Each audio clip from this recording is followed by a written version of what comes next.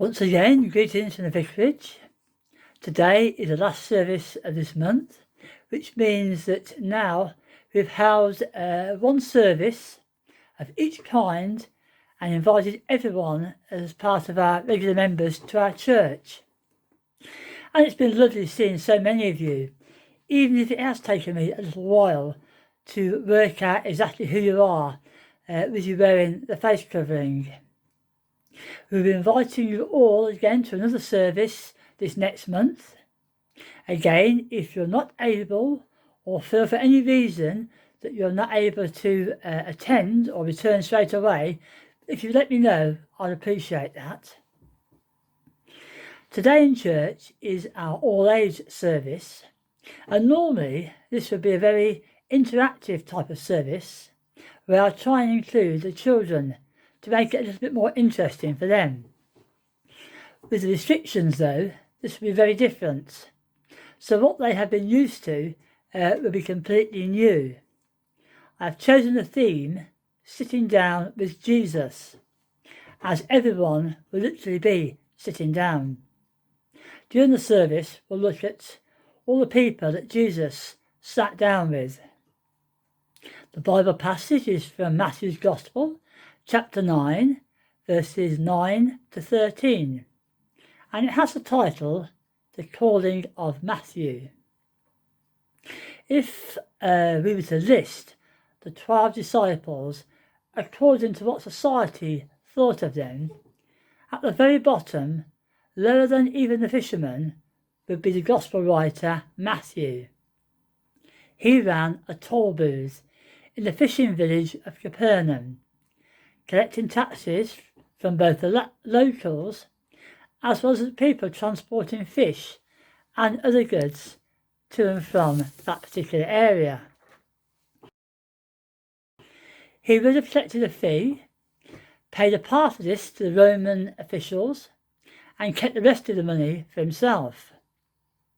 And tax collectors were known to be corrupt and were treated almost as unclean as lepers were by the Jews.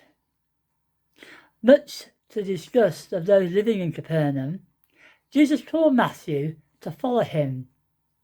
Matthew jumped up and followed, leaving behind him a very lucrative business. When God calls us, do we do something straight away, and how quick do we react? Are we like Matthew and do it immediately, or do we have to think about it first? I wonder how often we do as we are asked to do. It may be that we doubt. Is it God really asking me? Telling ourselves that we are imagining it to be God, and so we might hold back, hoping that if it really is him, he will ask us again. My own personal experience is sometimes I wait to see. But I think when it really is God who calls me, I know deep down. The question is, do I want to risk losing something about my life that I enjoy to please him? Sometimes the decision to follow Christ requires difficult and painful choices. Each of us needs to decide for ourselves, but when we do allow ourselves to change and follow God's call, it is always for the very best. Jesus went to dinner with Matthew and the other tax collectors. I imagine if I were to be put into a situation like we would have to decide, would we be mixing with those sorts of people and in doing so ruin our own reputation?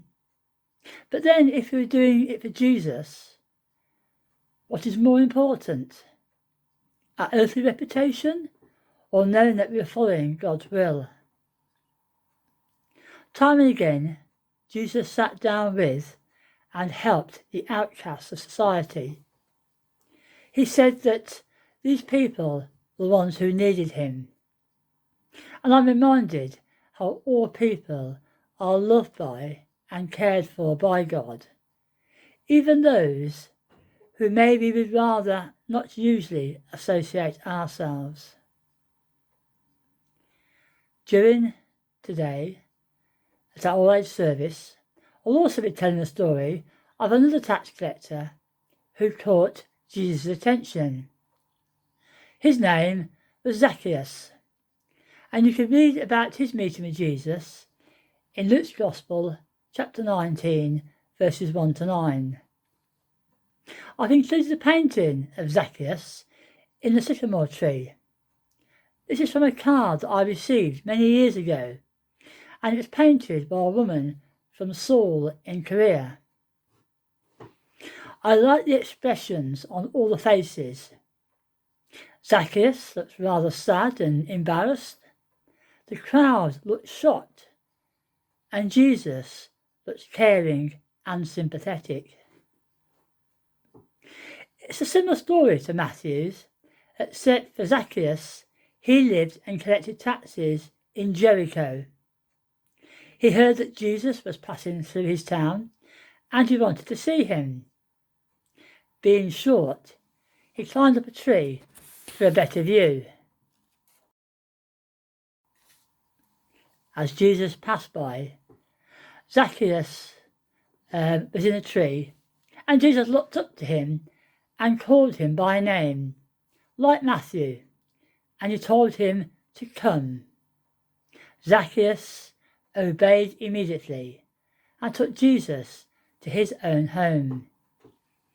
Of course, the crowds were angered. "Why is he going to a sinner's home?" they asked. I think it was a fair question to ask. After all, they had come especially to see Jesus, who they'd heard so much about. And who is he interested in? Probably one of the biggest sinners in the town. I guess we could compare that today to Jesus returning to earth and visiting a prison before setting foot into a church. It's not an easy message to appreciate, but as Jesus said, you don't need to go to a doctor if you're in good health. It's only the sick who need a doctor. My way of thinking is, for those of us who have been privileged to be brought up or encouraged to get to know God, we have carried that joy for however long we've known him. For others who for whatever reason have not had the pleasure of hearing the gospel and knowing the Lord, if God is going to reach out to anyone, he needs to start with these people. It does seem to be contrary to how we live in our society. But then Jesus did what was also controversial, which is why he was always being confronted. Living life as a Christian is not always easy.